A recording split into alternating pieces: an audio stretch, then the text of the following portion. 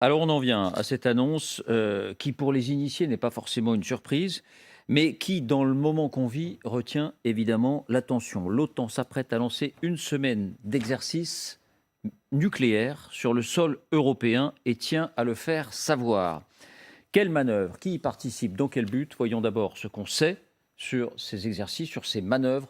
Voici les indispensables avec Justine Fraissinet.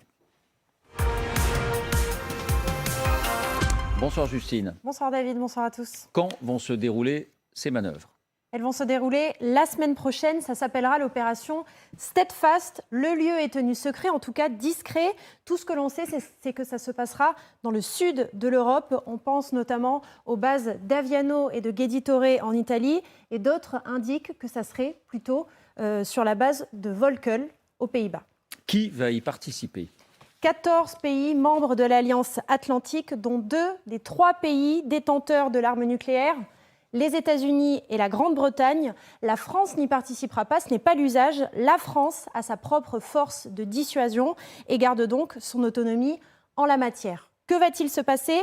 Eh bien, ça sera principalement des exercices aériens avec des avions à capacité nucléaire. Je précise que ce que vous voyez, ce sont des images de précédents exercices. Les troupes vont s'entraîner, par exemple, à transférer des armes nucléaires depuis des galeries souterraines vers des bases militaires et à les fixer sur des avions de combat. Et l'une de nos sources nous précisait également que des avions de combat décolleraient avec des bombes. L'objectif est de s'assurer que le personnel et l'équipement de l'Alliance sont préparés au pire des cas et, je cite, de donner un sentiment de sécurité aux membres de l'Alliance. Voilà ce que déclarait le secrétaire général de l'OTAN. Ces exercices vont durer une semaine. Alors justement, donner un sentiment de sécurité, certains se demandent si le moment est bien choisi pour organiser ce genre d'exercice. Eh bien, la question a été posée à cet homme, Jens Stoltenberg, le secrétaire général de l'OTAN, et il a répondu 2 choses. D'abord, l'OTAN organise chaque année des exercices de ce genre, et la date était déjà fixée, mais il a ajouté ceci, écoutez-le. And I think it would send a very wrong signal if we suddenly now cancelled a routine, long-time planned exercise because of the war in Ukraine. That would be absolutely the wrong signal to send. Jens Stoltenberg s'est même montré plus disert. Il s'agit de faire bien comprendre à la Russie que si elle passe la ligne rouge, elle prendra un très gros risque. En clair, vous savez que tout est prêt pour que la réponse soit terrible. Écoutez-le. The fundamental purpose of NATO's nuclear deterrent has always been to preserve peace, prevent coercion, and deter aggression. President Putin's veiled nuclear threats are dangerous and irresponsible. Russia knows that the nuclear war cannot be won and must never be fought. Une guerre nucléaire ne peut jamais être gagnée et ne doit jamais être menée. Justine, est-ce que de vraies armes nucléaires seront utilisées dans cet exercice? C'est un point important et l'OTAN prend la peine de l'annoncer. Non, il y aura bien des missiles à capacité nucléaire, il y aura bien des avions à capacité nucléaire, mais aucune bombe réelle ne sera utilisée. C'est toujours le cas dans ce genre d'exercice et ça le sera cette fois encore. Vous restez avec nous parce qu'on va voir dans un instant si côté russe, on a réagi à cette annonce. D'abord, votre sentiment aux uns et aux autres est tout simplement la même question. Est-ce qu'il fallait maintenir ces exercices dans le contexte qu'on connaît? Je trouve qu'on donne des ingrédients à Vladimir Poutine en disant, vous voyez, l'OTAN se prépare. Donc ça renforce son propre dialogue vis-à-vis de son propre pays, en réalité. Puisqu'effectivement, il va y avoir des manœuvres, des mouvements de troupes. Et tout le monde sait bien que l'OTAN est prêt, en réalité. Même, Joe Biden l'a annoncé, l'a dit à plusieurs reprises. Il a même annoncé les cibles qu'il viserait en cas d'utilisation de l'arme nucléaire tactique par les Russes, en particulier la flotte de la mer Noire qui serait détruite et un certain nombre d'autres objectifs. Donc je pense qu'effectivement, c'est une espèce de montée-escalade verbale, mais qui, effectivement, ça reste de l'escalade. Donc ça n'était pas très heureux, ça n'est Je pas pense très que ça n'est pas heureux très heureux. De mon manœuvres. point de vue, c'est un point de vue tout à fait personnel, évidemment. Et vous, Jean-Dominique? Moi, je pense que ça fait partie de la dissuasion. C'est un message qui est envoyé en disant vous êtes ambigu sur un certain nombre de choses, eh bien nous, on peut l'être aussi. Donc je pense que c'est une décision sage de ne pas stopper ces manœuvres. Il faut bien comprendre quand même de quoi on parle. Ce sont effectivement des exercices qui sont planifiés très longtemps à l'avance. Et c'est vrai qu'il faut prévenir qu'ils ont lieu parce que les Russes ont aussi des satellites et ils regardent aussi ce qu'il se passe sur les bases de l'OTAN, les bases aériennes de l'OTAN, où sont stockées des armes nucléaires américaines, qui s'appellent des B-61, et ces armes, ces bombes, seraient, en cas de guerre nucléaire, enfin en cas de guerre, seraient transportées et larguées par des avions allemands, italiens, belges ou hollandais. Donc il faut regarder, donc ce qui va se passer, c'est un exercice. Nous, en France, on fait très souvent ça. Ça s'appelle en France, ça s'appelle, les manœuvres de l'OTAN s'appellent Steadfast Noon, je crois. En France, ça s'appelle poker. Tous les 3 ou 6 mois, l'armée de l'air fait un exercice comme ça. C'est assez amusant à observer. Il y a des avions qui volent toute la nuit dans le ciel de la Amusant à France. observer. Oui, oui, moi, bien sûr. Si. Absolument. Chacun ses goûts. Je parle sous. Ce sont des exercices. Évidemment, à aucun moment, des armes nucléaires ne sont montées. C'est jamais le cas. Non, jamais. Jamais. Jamais. Parce qu'il pourrait y avoir un accident, et ce serait quand même assez ballot de perdre une arme nucléaire au milieu du Massif central. Donc, donc on a des choses comme ça. Pardon, Ça se fait en Jean-Dominique, France. d'un mot. La France ne participe Non, jamais à des parce manœuvres que- nucléaires avec l'OTAN. Non, parce que la France ne fait pas partie. La France a réintégré l'OTAN, l'organisation militaire intégrée de l'OTAN, sauf un élément qui s'appelle le comité des plans nucléaires, et c'est ça qui est justement un exercice. Alors, il y a un exercice qui consiste à sortir les bombes des abris, puis à accrocher la bombe sous l'avion, parce que ça demande des procédures, notamment des procédures de contrôle. C'est pas qu'un problème technique, il faut les autorisations, parce que en France, il faut une autorisation expresse du président de la République pour sortir une bombe du bâtiment dans lequel elle est stockée et l'accrocher sous l'avion. Ensuite, la bombe est à nouveau décrochée, elle est démontée, elle est remise dans son casier, et puis on accroche une fausse bombe, ou un faux missile, et puis on fait décoller les avions. Donc ça se passe comme ça, c'est exactement ce qui va se passer. Donc on n'est pas dans un exercice nucléaire au sens où on mettrait des armes nucléaires Oui. et encore Des armes de moins, capacité nucléaire. encore moins des essais nucléaires, mais on teste les procédures qui seraient mises en œuvre au cas où il faudrait utiliser. Donc c'est ça. Et franchement, en termes politiques, aujourd'hui, envoyer le message en disant on annule cet exercice, ça voulait dire aux Russes, finalement, on a peur de vous. On accepte votre chantage, on rentre dans votre chantage nucléaire, donc je pense qu'il est raisonnable de le maintenir, mais en expliquant bien ce dont il s'agit. Christine, le général Gomard dit, du point de vue russe, ça pourrait être interprété comme une surenchère, ou une provocation. Oui, mais pardonnez-moi, ça n'a aucune importance. Parce que le pouvoir russe ne fait pas de l'information auprès de sa population. On voit à quoi ressemblent les émissions de télé russes. Enfin, c'est hallucinant. Et d'ailleurs, Madame Simonian, qui est à peu près la pujadasse, avec moins de talent, russe, qui nous promettait l'apocalypse nucléaire C'est un talent déjà différent. il y a 4 ou 5 mois. Oui, Oui, c'est pas tout à fait c'est le pas même tout à fait style. le même style. Qu'est-ce que Non, vous voulez dire mais plus sérieusement, c'est le principe même de la dissuasion. De s'en tenir à des exercices, comme le dit Jean-Dominique, qui sont planifiés depuis des mois et qui font partie de la routine de l'Alliance Atlantique. Et c'est extrêmement important de rassurer ces pays-là qui sont les voisins de la Russie, depuis les Baltes jusqu'à la Moldavie, qui ne fait pas partie de l'OTAN. Mais enfin, on a bien vu que hier encore ou avant-hier, l'espace aérien moldave a été évidemment violé. C'est tout petit en plus. Mais la dissuasion fonctionne. Et c'est d'ailleurs fort intéressant de voir que c'est ce principe-là qui, quelle que soit l'escalade dans la guerre conventionnelle, comme les bombardements auxquels on assiste depuis samedi, c'est quand même la dissuasion qui empêche de passer à l'arme absolue et il à faut l'afficher. l'impossibilité de cette guerre. Il faut l'afficher, ou en tout cas ne pas la cacher. J'ai une question Thomas. pour nos spécialistes. On comprend bien ce que vous nous avez dit sur les autorisations du président de la République dans le cadre d'une opération ou de manœuvre en France, mais dans l'OTAN. Alors, qui donne cette autorisation? Est-ce que tous les membres du pays, tous les présidents, les chefs de gouvernement doivent à leur tour signer le bon pour accrocher la bombe ou pour... C'est le système de la double clé.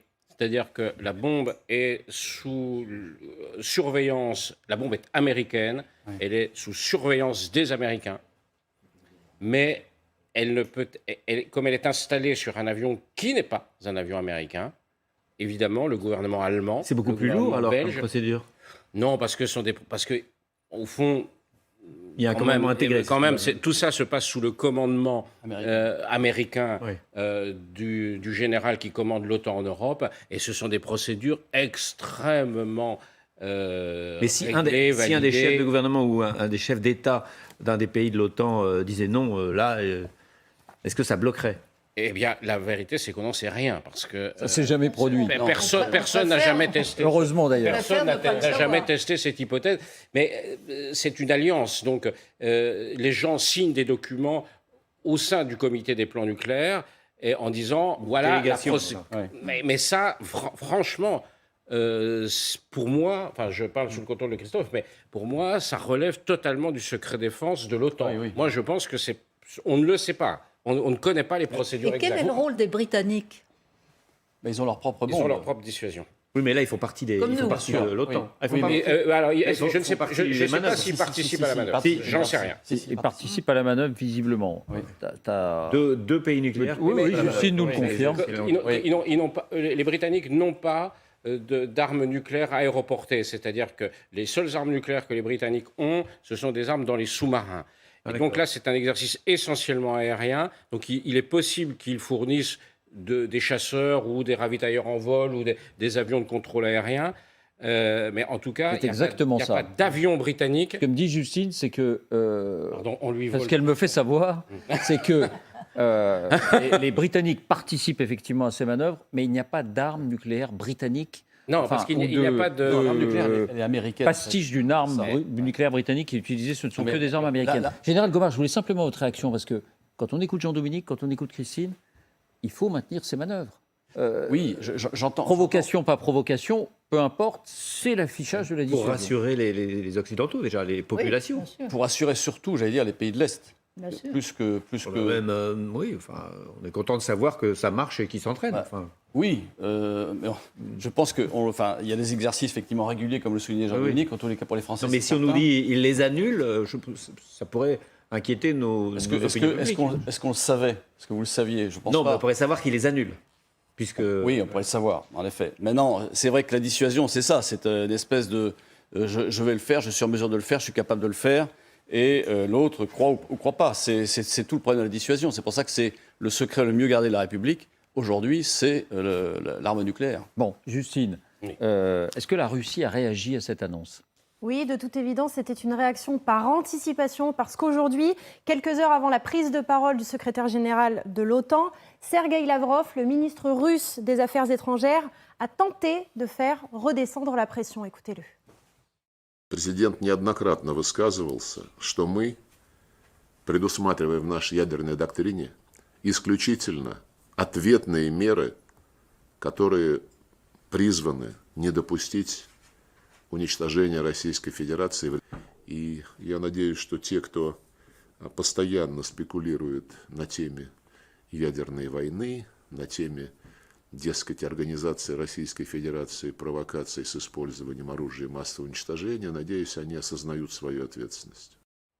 Merci Justine. C'est toujours compliqué parce que la Russie a toujours l'air de renvoyer aux autres la responsabilité de cette spéculation, entre guillemets, alors que c'est bien Vladimir Poutine lui-même, dès avant, plusieurs jours avant l'invasion de l'Ukraine, qui commençait déjà à parler de ses armes nucléaires. Donc, bon, c'est toujours une façon d'inverser la responsabilité, d'inverser l'agression. Enfin, cela dit, bon, cette réaction est plutôt apaisée. Alors là, Oui, Jean-Dominique. oui, la phrase qu'on voit à l'écran, une guerre nucléaire ne peut être gagnée autant, oui, l'OTAN l'a rappelé, mais cette phrase, elle est extraite d'une déclaration commune de toutes les puissances nucléaires, il y a 2 ans, je crois, signée à Paris, Avec la Russie ? Avec la Russie et avec la Chine, ce qu'on appelle le P5, c'est-à-dire les 5 puissances nucléaires.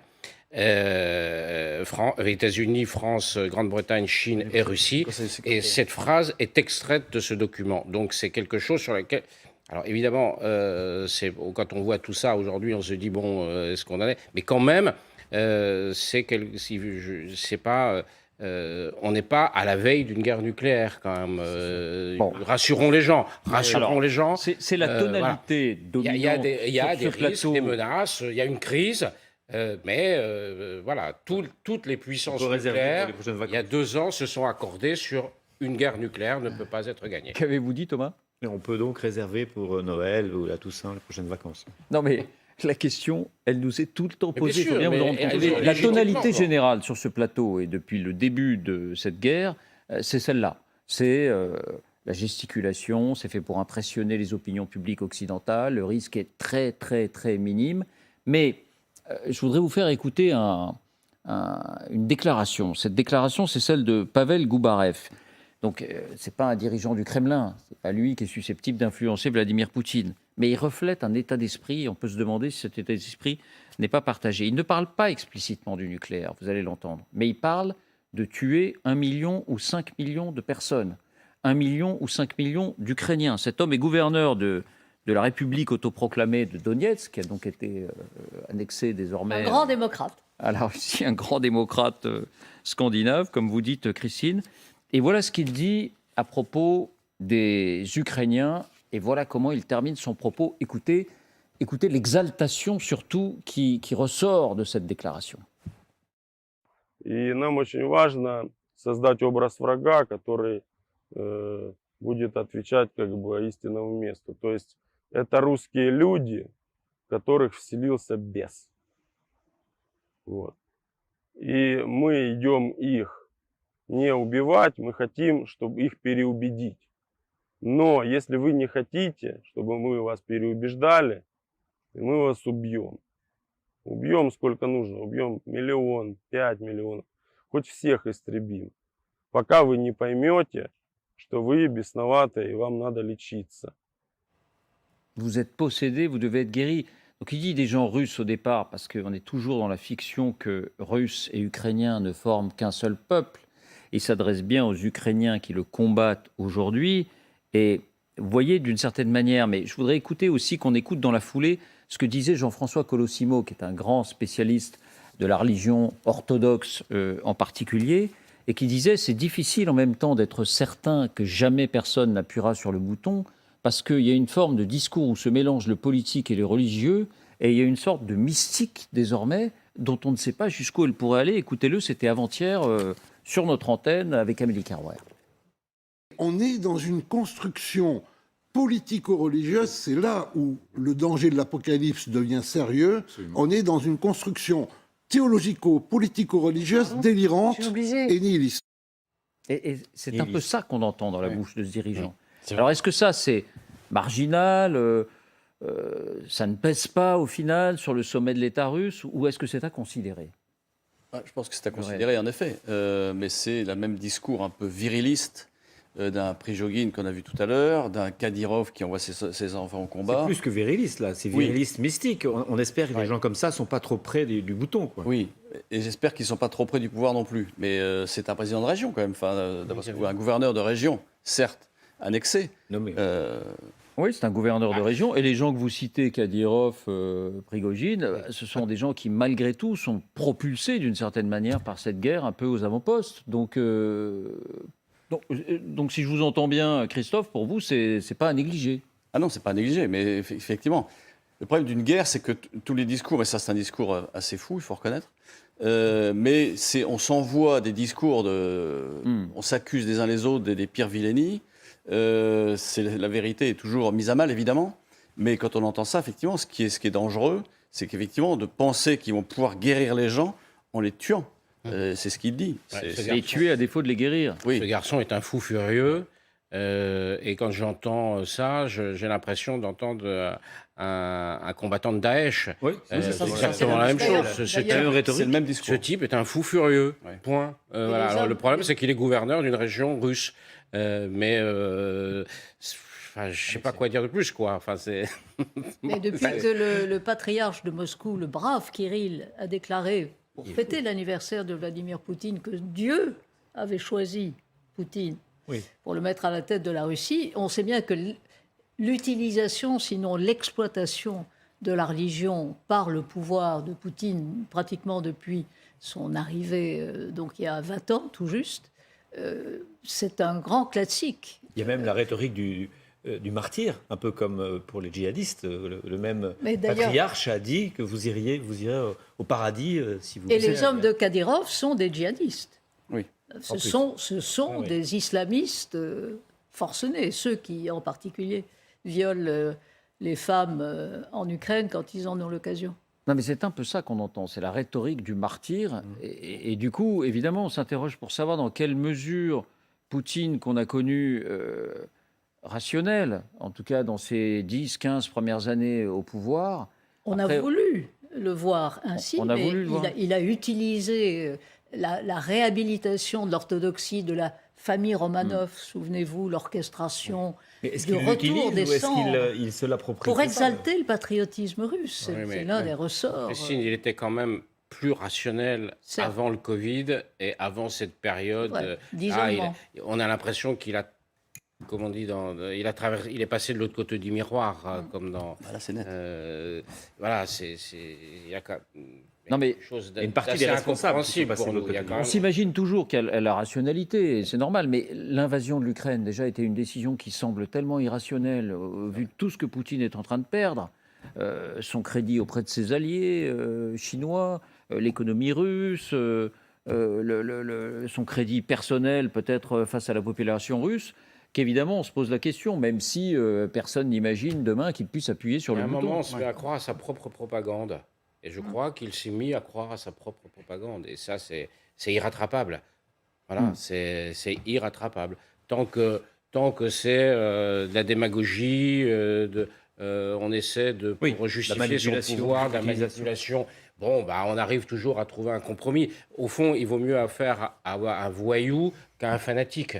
Avec un voyou, on arrive toujours à passer un compromis, quoi. Avec un fanatique, il y a un moment, on n'arrive plus. Et le problème, c'est que là, on ne sait plus exactement...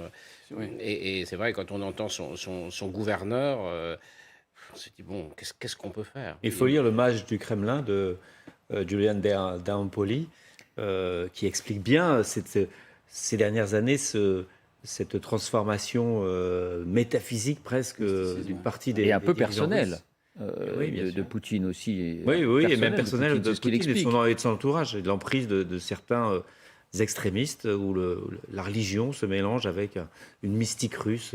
Bon, remettons, comme on l'est toujours ici, un peu d'optimisme avec cette autre déclaration que Stoltenberg, qu'on n'a pas vue tout à l'heure, mais voilà ce qu'il dit aussi, parce que c'était une conférence de presse, c'est le patron de l'OTAN, il a répondu à tous les journalistes, et ce qu'il dit, c'est que tout cela est sous surveillance étroite.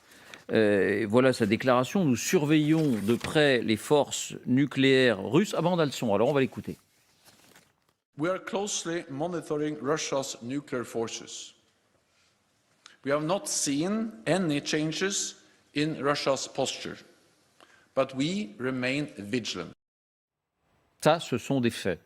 C'est-à-dire que les Américains, sans doute les Français, je parle sous votre contrôle, ont les moyens de détecter la mise en alerte des armements nucléaires russes. Il y a une échelle de mise en alerte de 2 à 4. Actuellement, on est sur 2 en Russie, 2 sur 4. Ça a été poussé de 1 à 2 au début du conflit, mais ça n'a pas bougé. Et qu'on serait informé s'il y avait malgré tout une mise en alerte supérieure de ces forces. Je parle sous votre contrôle. Oui, c'est évident. C'est-à-dire que les services de renseignement, grâce à l'imagerie satellitaire, grâce aux interceptions, suivent de très près les sites nucléaires russes, ou en tous les cas l'endroit où il y a des avions à capacité nucléaire, là où il y a des missiles à capacité nucléaire. On les connaît tous ou il y a les sous-marins Il y a les sous-marins qui sont loin. Mais effectivement, un des rôles du sous-marin nucléaire d'attaque, c'est de tenter de pister ces sous-marins nucléaires russes. Et, généralement, on sait ou pas? On ne sait pas toujours, mais on le sait de temps en temps. De temps en temps Plus souvent. Non mais... En fait, on suit des sous-marins. Vous n'avez pas rassuré Thomas, là. Mais c'est comme les nôtres. Oui. Non, mais d'accord. Non, mais c'est exactement... J'ai pas tellement peur des nôtres. Mais...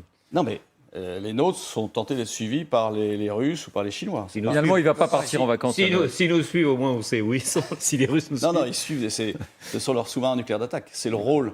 Et c'est pour ça qu'on a des chasseurs des chasseurs de sous-marins. Enfin, on a de la lutte anti-sous-marine.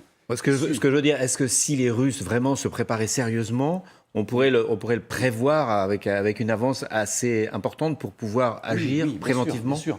D'abord, au départ, il dit qu'il utilisera plus de l'armement nucléaire tactique. Donc ça, c'est à partir du sol. Ce sont des lance-missiles que l'on verrait bouger. Et c'est suivi de très très près, comme l'huile sur le feu, j'allais dire. Bon, bien.